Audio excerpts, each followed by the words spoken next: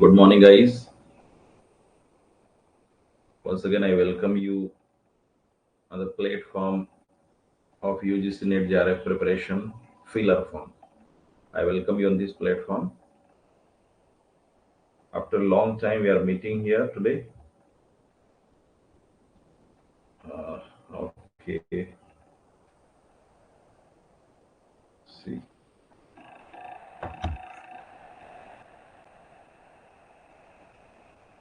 Okay, yes, am I audible? My voice is audible, yes or no? Okay, fine. Yeah, it's fine. Nice और बहुत ही dedication के साथ हम हमारी ये क्लास हम करेंगे अब, है ना? चलिए, ड्यू टू सम रीजन और कई बार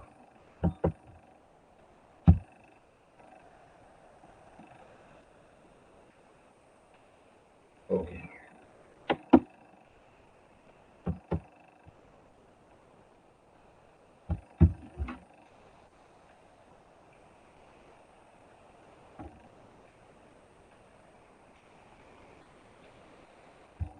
चलिए ओके वॉइस इज क्लियर चलिए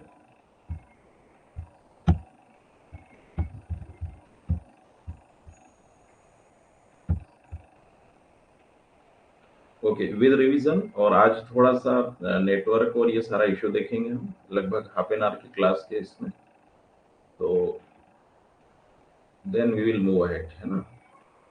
ठीक है, और उसके बाद में हम क्लास का टाइम भी बढ़ाएंगे थोड़ा सा। ठीक है, my voice is clear, everything is fine.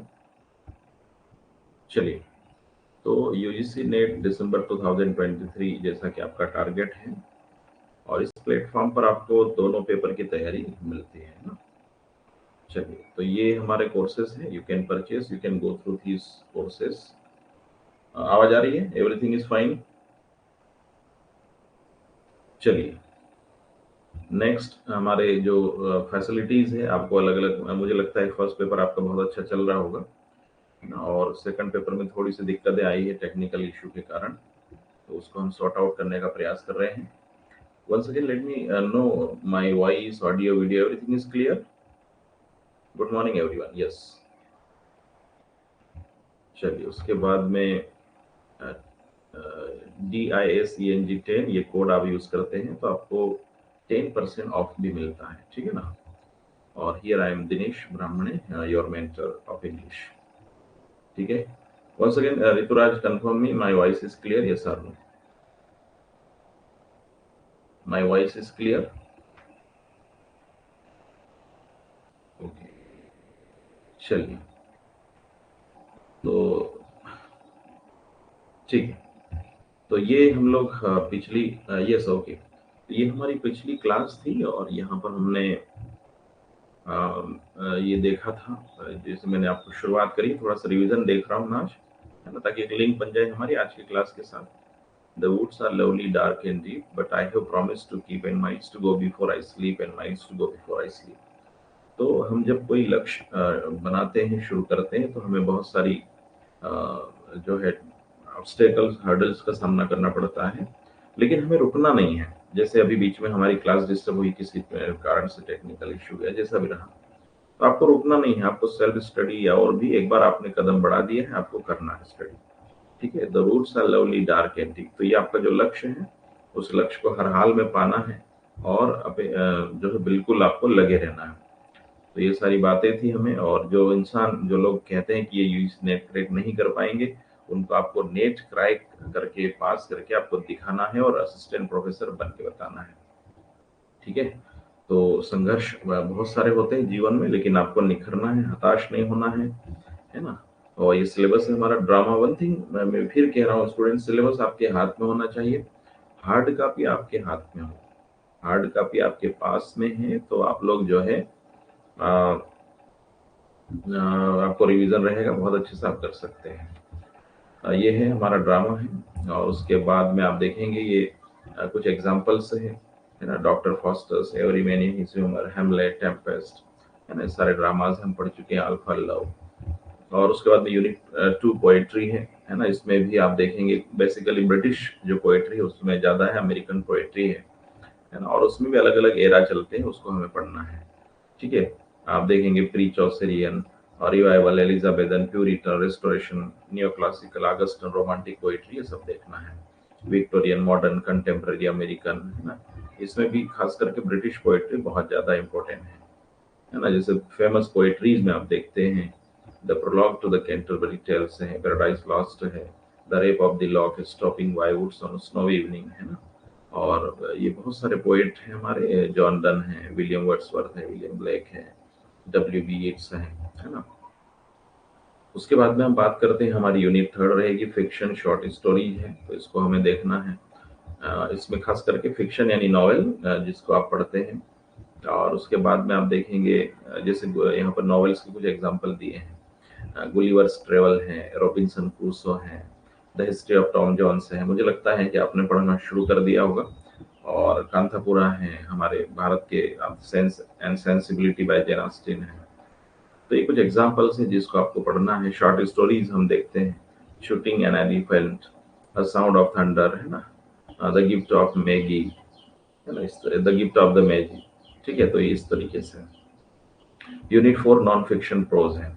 तो नॉन फिक्शन प्रोज में जैसे खास करके एग्जांपल है आपको फ्रांसिस बेकन का, सबसे अच्छा एग्जांपल है फ्रांसिस बेकन का, जो ऐसे आप लोग पढ़ते हैं। तो उसमें जैसे Puritan to the romantic age है, अलग अलग यहाँ पर है, विक्टोरियन, मॉडर्न, है ना। तो ये सारे जो ऐसे हैं इसको भी हमें पढ़ते हैं। ओके, गुड मॉर्निंग पूजा, है ना। तो एक चीज मैं आपको बता दूं वंस अगेन, पहले 4 यूनिट को लेकर आपको अलग स्ट्रेटजी बनाना है, बहुत डिटेल में सिलेबस है। और इस फर्स्ट देखिए, आप देखेंगे, है ना, जो हमारी पहली 4 यूनिट है उसको लेकर के आपको बिल्कुल, मैंने कहा है इसमें क्वेश्चन जरूर आते हैं। और इस ये जो 4 यूनिट है, इसी यूनिट के ऊपर बेस्ड प्रैक्टिकल अप्रोच के साथ में हमारी बाकी की 6 यूनिट है, 5 to 10 तक की जो 6 यूनिट है। तो बिल्कुल, है ना, आपको जो है इसी के साथ में आपको तैयारी की स्ट्रेटजी ऐसी रखना है। 5 to 10 यानी जो 6 यूनिट है वो उतने ही समय में कवर हो जाएगी जितने 1 से 4 तक की है। तो 1 से 5 to 6 यूनिट पर आपको बहुत फोकस करना है। इजीली कवर है, बहुत छोटी यूनिट है, छोटी मतलब कम आपका सिलेबस है उसमें। और पहली rather than when we compare with first 4 unit, लेकिन आपको पढ़ना सभी है, ठीक है ना। उसके बाद में सेल्फ, जैसे ही एग्जांपल है प्रोज के, सेल्फ रिलायंस है ना, द स्पेक्टेटर बाय एडिसन, बहुत फेमस ऐसे है, self reliance by Ralph Waldo Emerson, ये सभी चीजें हैं। उसके बाद में हम Pooja once again confirm me, आवाज आ रही है, ऑडियो वीडियो क्लियर है, everything is fine? Yes, I am fine.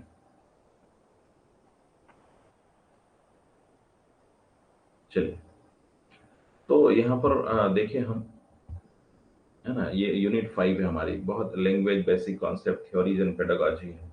बहुत हेल्पफुल है स्टूडेंट, आप बहुत ही ज़्यादा सिंपल भी है, हेल्पफुल भी है, revision easily you can go through the revision, है ना, इजीली।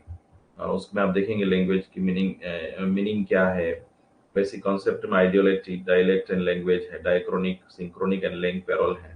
देखिए एक चीज मैं आपको बताऊं, आपको बहुत सारा कंटेंट आपको, है ना, एक जो एन,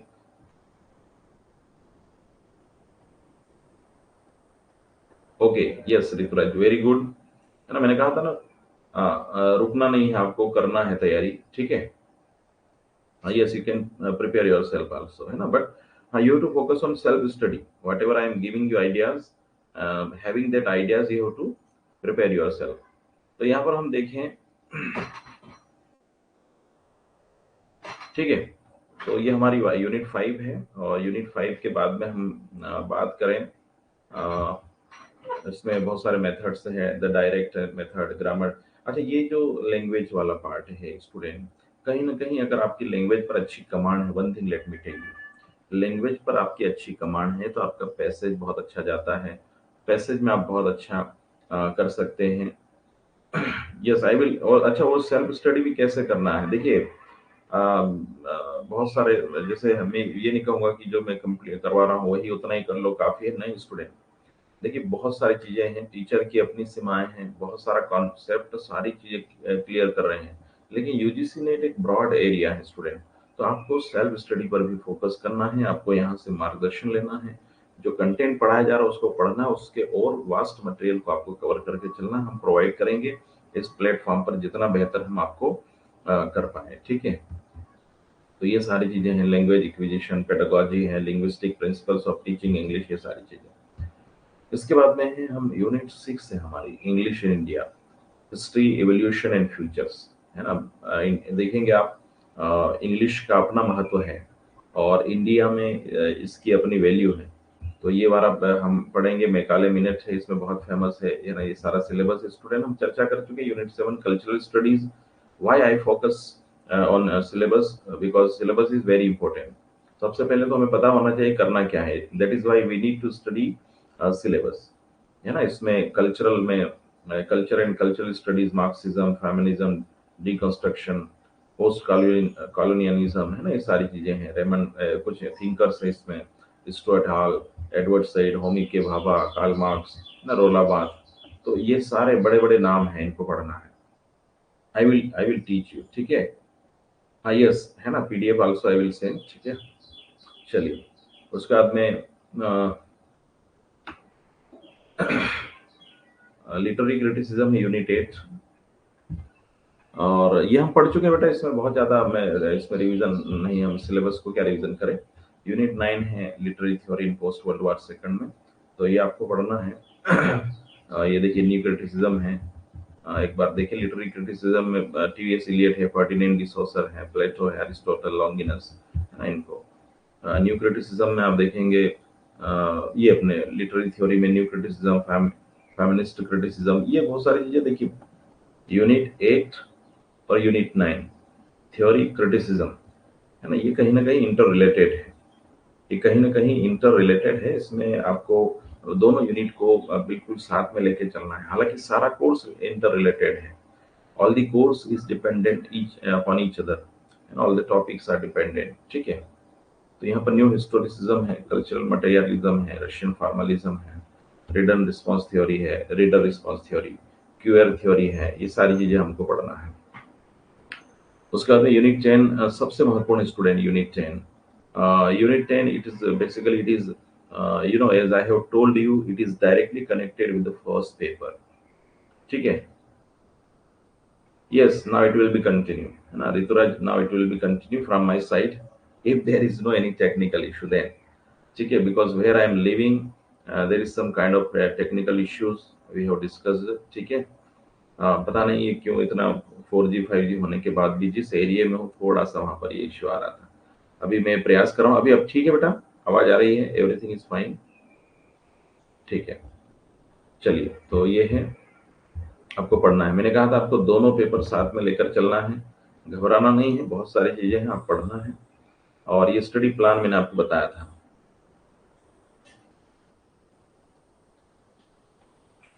10 o'clock देखते हैं, है ना, 10 o'clock बहुत ज्यादा है, देखते हैं जैसा भी रहेगा, है ना। चलिए, उसके बाद में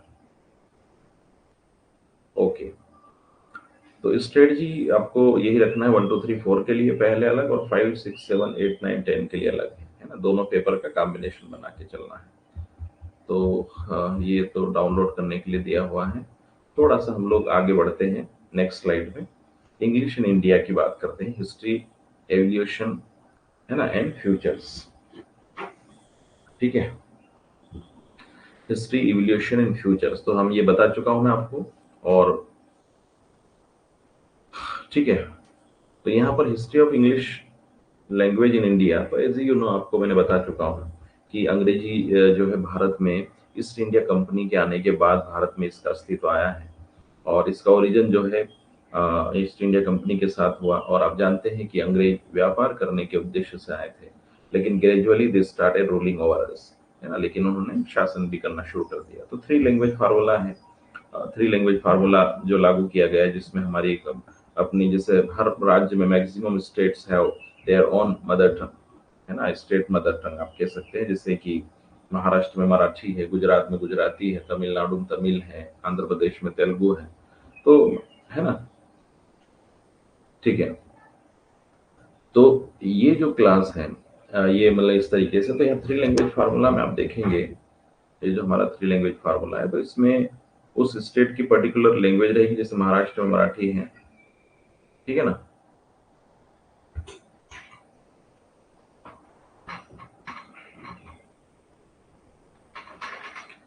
तो यहाँ पर जो है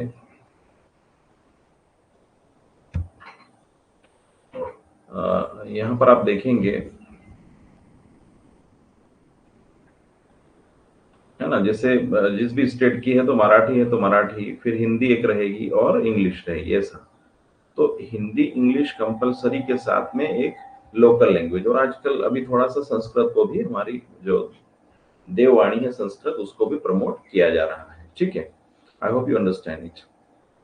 future of India, English in India, ये सारे बातें हम पढ़ेंगे यहाँ पर, है ना। और आइए देखते हैं history of English language in India. तो लिंग्वा फ्रैंका है, लिंग्वा फ्रैंका एक बड़े स्तर पर बोले जाने वाली लैंग्वेज है, पूरी दुनिया में बोली जाती है। और यूएनओ की जो 6 भाषाएं, 6 ऑफिशियल लैंग्वेज है, उसमें से इंग्लिश एक है स्टूडेंट। दुनिया की 6 भाषाएं यूनाइटेड नेशन ऑफ ऑर्गेनाइजेशन जो है ना, sorry, United Nations of organisation, संयुक्त राष्ट्र संघ जो है, ठीक है, ये सॉरी, यूनियन यूनियन ऑफ, जो हमारा जो संयुक्त राष्ट्र संघ है, यूनाइटेड नेशंस ऑफ ऑर्गेनाइजेशन, उसके 6 भाषाओं में एक ये है। उसके बाद में हम यहाँ देखेंगे द इंडियन ब्रिटिश एनकाउंटर। तो यहाँ पर क्या है, जो भारत में जो ब्रिटिश आए, उन्होंने क्या है, इंग्लिश को यहाँ पर बढ़ावा दिया है। इसका उद्देश्य था, जैसा कि इंग्लिश, देखिए यहाँ पर पर्पस क्या था, शुरू में पर्पस ये था कि learning English by Indians is trade and commerce. सबसे पहला उद्देश्य क्या था इसका, अंग्रेजी सीखने का, ट्रेड एंड कॉमर्स। अंग्रेजी जानते थे, अंग्रेज अंग्रेज ने देखा यहाँ पर कि कोई एक स्टेट में जा रहे हैं, वहां पर अदर लैंग्वेज है, फिर कहीं और स्टेट में जा रहे हैं, वहां अदर लैंग्वेज है। तो उन्होंने देखा कि एक कॉमन लैंग्वेज देते हैं पूरे भारतीयों को, तो उन्होंने अपनी अंग्रेजी को आगे बढ़ाया, ताकि कहीं पर भी जाए इंग्लिश से आसानी से बात कर सके, कॉमन लैंग्वेज को हम बना सके।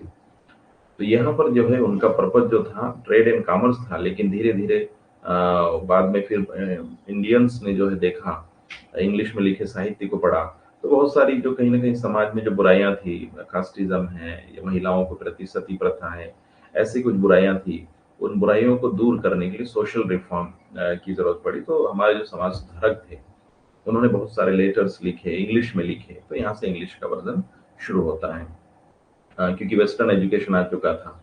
खास करके हमारे गुरुदेव रविंद्रनाथ टैगोर जी है, स्वामी विवेकानंद है, बंकिम चंद्र चटर्जी हैं, विलियम बेंटिक है, राजा राम मोहन राय है। इन महान विभूतियों का अंग्रेजी को बढ़ावा देने में, या यूं कहें कि अंग्रेजी शिक्षा और जो वैज्ञानिक शिक्षा है ना, उसमें इनका महत्वपूर्ण योगदान रहा है। और उसी के बल पर आज कहीं ना कहीं भारत वैज्ञानिक दृष्टि से और दुनिया में आज जुड़ पाया है। तो इंग्लिश का भी कहीं ना कहीं उसका रोल रहा है, ठीक है। तो लैंग्वेज कोई भी हो, लैंग्वेज दुनिया से जोड़ती है ना। आज हिंदी का भी अपना बोलबाला चल रहा है इस तरीके से। फिर हम बात करते हैं प्री कॉलोनियल पीरियड में। प्री में क्या है कि यानी जब उपनिवेश नहीं बने थे, केवल व्यापार कर रहे थे, 1599 में जैसे ईस्ट इंडिया कंपनी आती है ना, लंदन से बंगाल टू इंडिया। और उसके बाद में चार्टर एक्ट आता है 1813 में, जिसमें 1 लाख रुपए की व्यवस्था की जाती है भारतीयों की शिक्षा के लिए। आप पढ़ते जाएंगे पीपीटी, तो आप यही नोट्स आपको काम आएंगे। और ओरिएंटल एजुकेशन को, है ना, जो है उन्होंने यहाँ पर लागू किया था। और बाद में आप देखेंगे क्रिश्चियनिटी को उन्होंने बढ़ावा दिया। सबसे बड़ी बात यह है, इंग्लैंड, अंग्रेजों ने क्या किया, क्रिश्चियनिटी को बढ़ावा दिया था। और बाद में फिर ये एक रहा कि ओरिएंटलिस्ट और इंग्लिशिस्ट, बहुत सारे लोग मानते थे कि भारतीय शिक्षा को बढ़ावा दिया, भले इंग्लिश लैंग्वेज इंग्लिश हो, है ना, लेकिन आ, पाश्चात्य जो शिक्षा है उसकी बजाय क्या बोलते हैं, भारतीय संस्कृति सभ्यता से संबंधित शिक्षा को बढ़ावा दिया जाए। तो ये एक तरीके से ये थी। कुछ लोग ओरिएंटलिस्ट, कुछ लोग एंग्लिसिस्ट को प्रमोट कर रहे थे, कुछ लोग कह रहे थे कि नहीं, जो हमारा पुरातन ज्ञान है उसी को बढ़ावा दे, इस तरीके से।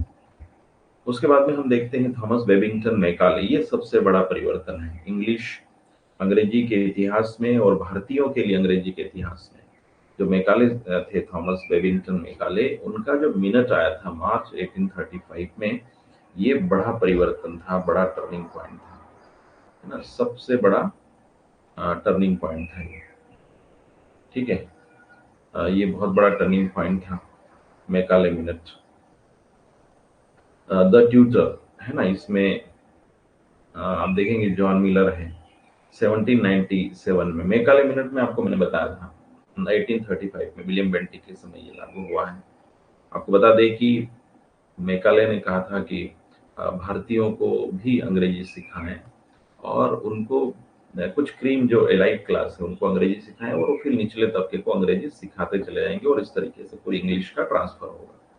तो द ट्यूटर पहली ये बुक है जिसका इंग्लिश में पब्लिश हुई है और अंग्रेजी पढ़ाने के लिए खास करके पब्लिश हुई है, जो नॉन यूरोपियंस को इंग्लिश पढ़ाएगी। द ट्यूटर जॉन मिलर का है ना 1797 में, the first book published to teach English to the non Europeans. ठीक है। और इसमें आप देखेंगे फिर हिक्की साहब का बंगाल गैजेट आया था एक न्यूज़पेपर, वो भी आप देखेंगे ये भी इंग्लिश में था। फिर कुछ प्राइवेट कॉलेज और स्कूल ओपन हुए उसमें, चेन्नई, मुंबई, कोलकाता में हिंदू कॉलेज की स्थापना होती है, प्रेसिडेंसी कॉलेज के रूप में जाना जाता है। राजा राम मोहन राय का इसमें बड़ा योगदान था। ये सारा कहीं ना कहीं ये जो इंस्टीट्यूशन है इन्होंने अंग्रेजी को बढ़ावा दिया है। ठीक है। कॉलोनियल पीरियड आप देखेंगे, है ना, कॉलोनियल पीरियड आप देखेंगे। ठीक है। तो इसमें वो कहते थे कि Indian in blood and colour but English in taste and opinion, है ना। ये देखिए, भारतीय भले ब्लड से और कलर से इंडियन रहे लेकिन उनकी सोच, उनके विचार कैसे होना चाहिए, इंग्लिश हो जाए, इसी उद्देश्य के साथ में वो आगे बढ़े थे। ठीक है। तो यहाँ created dominance of British culture, है ना, उनका उद्देश्य था ब्रिटिश कल्चर को बढ़ावा देना। और आज आप देख सकते हैं बहुत सारी जो हमारे सामाजिक, सांस्कृतिक, धार्मिक रूप से भी क्या है, ब्रिटिश कल्चर का कहीं ना कहीं प्रभाव दिखाई देता है। ठीक है। और नॉलेज ऑफ इंग्लिश को बढ़ावा दिया है। तो यहाँ पर एक सबसे बड़ी ये उन्होंने क्या किया है, जिसके पास में नॉलेज ऑफ इंग्लिश था वो एम्प्लॉयमेंट के लिए फिट है और उनको गवर्नमेंट जॉब में प्रीफर किया जाता था। जो भारतीय अंग्रेजी बहुत अच्छी जानते थे और उनको अंग्रेजी यानी ब्रिटिश हुकूमत के समय, या यूं कह लें जो ईस्ट इंडिया कंपनी है उसमें काम मिलता था। उसके बाद में the downward filtration theory, the downward filtration theory Macaulay ने लाई है। इसमें एजुकेशन प्रोवाइडेड थ्रू क्लासेस, है ना, जैसा कि आपको बताया है जो एजुकेशन है वो ग्रुप में प्रोवाइड किया जाएगा। पहले एक बड़े ग्रुप को प्रोवाइड किया जाएगा, फिर छोटे ग्रुप को। तो ये पढ़ चुके हैं हम लोग, आप लोग थोड़ा सा रिविजन कर लें तो हो जाएगा ये। उसके बाद में वुड्स डिस्पेज आया था 1854 में, वुड्स डिस्पेज आया था 1854 में। तो यहाँ पर क्या है, चार्ल्स वुड है, इन्होंने एक डलहौजी साहब को भेजा था और है ना उस समय के जो गवर्नर जनरल थे। इसमें क्या रिकमेंडेशन थी, बहुत फेमस है वुड्स डिस्पैच, बहुत फेमस है, जिसमें सर चार्ल्स वुड है, इनका पूरा नाम था, जिन्होंने भेजा था। क्या रिकमेंडेशन में, पहले तो इन्होंने ये कहा कि इंग्लिश के साथ में क्या था, vernacular language for education. Vernacular यानी जो लोकल लैंग्वेज है, यानी महाराष्ट्र में मराठी है, पंजाब में पंजाबी है, गुजरात में गुजराती है। तो इंग्लिश के साथ में इन वर्नाकुलर लैंग्वेज यानी जो लोकल लैंग्वेज है इसको भी एजुकेशन का पार्ट होना चाहिए, इसको भी इसका भाग होना चाहिए। प्राइमरी स्कूल है जैसे वर्नाकुलर्स हैं, प्राइमरी स्कूल में यानी लोग जो हमारी जो फाउंडेशन स्कूल होती है उसमें जो पढ़ाई है वो लोकल लैंग्वेज में भी लोकल लैंग्वेज में ही हो। अगर हिंदी भाषी है तो हिंदी में ही हो, मराठी है तो मराठी में हो। और हाई स्कूल जो है वो Anglo vernacular, high high school किसमें हो, यानी इंग्लिश में हो और जो लोकल लैंग्वेज है। लेकिन जो हायर एजुकेशन है उसमें केवल और साथ में कॉलेज लेवल यानी बड़े स्तर पर क्या होना चाहिए, इंग्लिश में होना चाहिए, है ना। और इसमें फोकस किस पर था ज्यादातर, वुमेन एजुकेशन पर था। Introduction of grants in aid through department of education. ठीक है। तो यहाँ पर ग्रांट्स भी मिलने लगी थी, ये ध्यान रखना है। Magna carta of English education in India कहा जाता है। वुड्स डिस्पैच को Magna carta of English education in India, एक बहुत बड़ा डिसीजन क्या कह सकते हैं, बहुत बड़ा सुझाव थे ये, और इसलिए इसको मैग्ना कार्टा यानी महान घोषणा पत्र कहते हैं। अब देखेंगे हंटर कमीशन आया था 1882 में, हंटर कमीशन आया था 1882 में। तो यहाँ पर आप देखेंगे द इंडियन एजुकेशन कमीशन इसको कहा जाता है। सर विलियम विल्सन थे और लॉर्ड रिपन के द्वारा इनको नियुक्त किया गया था। रिकमेंडेशन क्या था, इन्होंने कहा था कि जो प्राइमरी एजुकेशन की रिस्पॉन्सिबिलिटी है वो म्यूनिसिपल बोर्ड्स को दे दी जाए, यानी हमारे जैसे पंचायत है या फिर जो नगर पालिकाएं हैं उनको दे दी जाए। और mother mother mother mother tongue जो है वो क्या है, मीडियम ऑफ प्राइमरी लेवल। तो जो वुड डिस्पेच में कहा गया था प्राइमरी लेवल पे मदर टंग हो, वही बात हंटर कमीशन ने भी कही थी। ईयर जरूर याद रखना, 1882 में आया है, ठीक है, और वुड डिस्पेच 1854 में, है ना, आप देख सकते हैं ये। चलिए, हंटर कमीशन के बाद में आप देखेंगे पोस्ट इंडिपेंडेंस यानी आजादी के, ठीक है, पोस्ट इंडिपेंडेंस। तो हिंदी यहाँ पर क्या हुआ, यहाँ पर जब आजाद हुआ देश, तो हमें भी लगा कि हमें अपनी भाषा को बढ़ावा देना चाहिए। हमारी अपनी मातृभाषा हिंदी है, उसे पूरे देश के लिए एक तरीके से पूरे सारे स्टेट के अलग अलग भाषाओं के ऊपर हम बात करें, तो हिंदी हमारी मातृभाषा है, उसको बढ़ावा देना चाहिए, है ना। इस तरीके से ऑफिशियल लैंग्वेज के रूप में उसको घोषित किया गया। लेकिन बाद में हम देखते हैं कि तमिलनाडु से जो हमारे दक्षिण भारतीय राज्य हैं, वहां से कहीं ना कहीं नॉन जो हिंदी स्पीकिंग स्टेट है, नॉन हिंदी स्पीकिंग स्टेट्स, वहां से कहीं ना कहीं विरोध के स्वर आते हैं कि हिंदी के बजाय अंग्रेजी को ही मतलब प्रमोट किया, मतलब ऑफिशियल लैंग्वेज के रूप में मान्यता रहा हो। तो इंग्लिश को जो है फिर से 1965 में रिटेन किया गया और एक अमेंडमेंट बिल आया था, और उस अमेंडमेंट बिल में क्या है, अंग्रेजी को हिंदी की एसोसिएट लैंग्वेज बना दिया गया है, और उसी के तब से जो है एक लंबे समय तक ये जो लंबे समय तक अंग्रेजी क्या है अब एसोसिएट लैंग्वेज के रूप में बनी रहेगी। और उसमें ये कहा गया कि जब तक हर एक प्रत्येक राज्य एग्री होकर के अंग्रेजी को हटाने का निर्णय नहीं लेते हैं, तब तक ये चलती रहेगी। तो हम सोच सकते हैं कि जो हमारे साउथ इंडियन जो स्टेट है वो कभी इसको अनुमति नहीं देंगे, यानी अंग्रेजी को ऑफिशियल लैंग्वेज के रूप में यूज करते रहेंगे।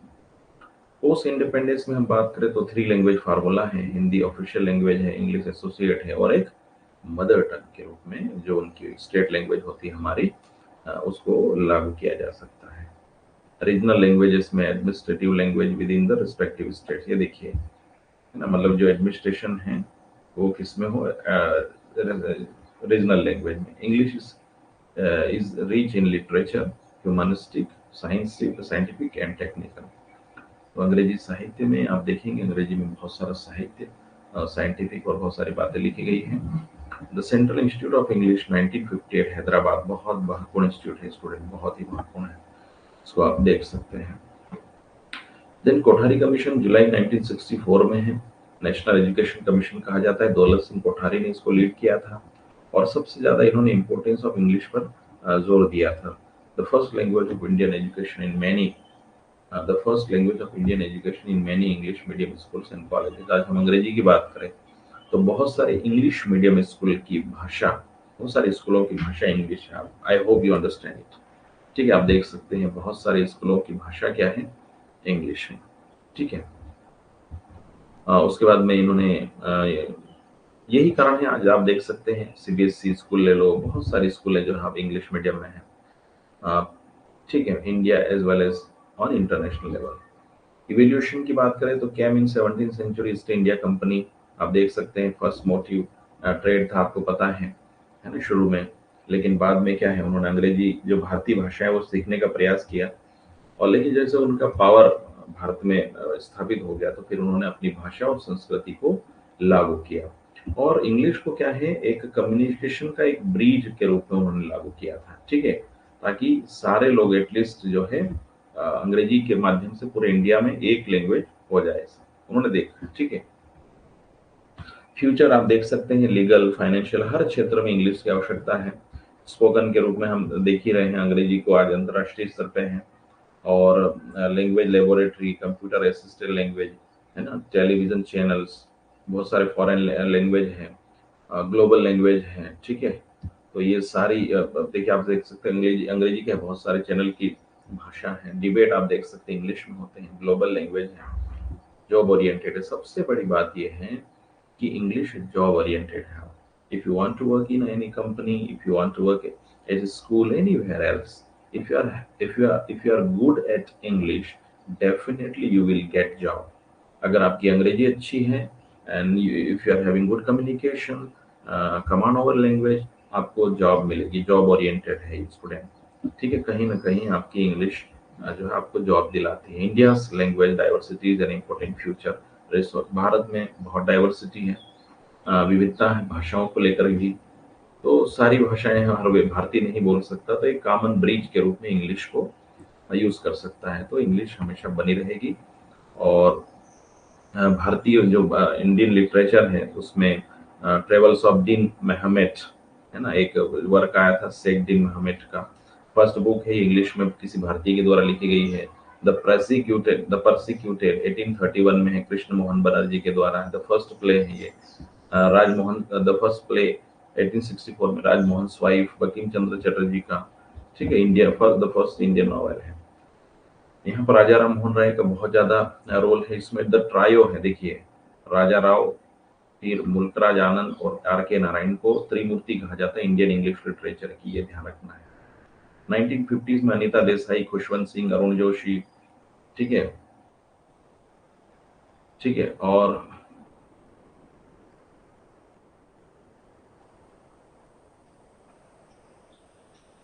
ठीक है ऋतुराज जी, हो जाएगा। ठीक, खुशवंत सिंह, अरुण जोशी, सलमान रश्दी, मिडनाइट चिल्ड्रन है उनका लिखा हुआ। 1990s में, इसे 2000 में देखे तो अमिताभ घोष, विक्रम सेठ, शशि थरूर, शशि देश पांडे, अरुंधति राय, चेतन भगत, अरविंद अडिगा, बड़े राइटर है अभी मॉडर्न में, आप देख सकते हैं। तो ये नाम है। ठीक है, तो आई होप ये आज का लेक्चर आपको, मैंने कहा था ना कि आपको बहुत कम से कम समय में आपको मैं बहुत सारी चीजें बताऊंगा। ठीक है, तो इट्स इनफ फॉर टुडे। मैंने कहा था कि आई होप, अब मुझे बता दो एक बार, one second confirm, my voice, audio, video, everything is fine, will be continue from tomorrow, है ना? सब कुछ क्लियर है बेटा? Everything is fine? आवाज, ऑडियो, वीडियो, जो पीपीटी है, सब क्लियर है? Yes, okay.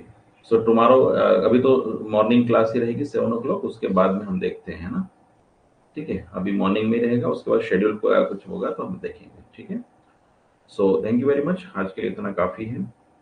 चलिए, तो ये हमारे कोर्सेज हैं, आप परचेज करें। ठीक है, थैंक यू। ओके।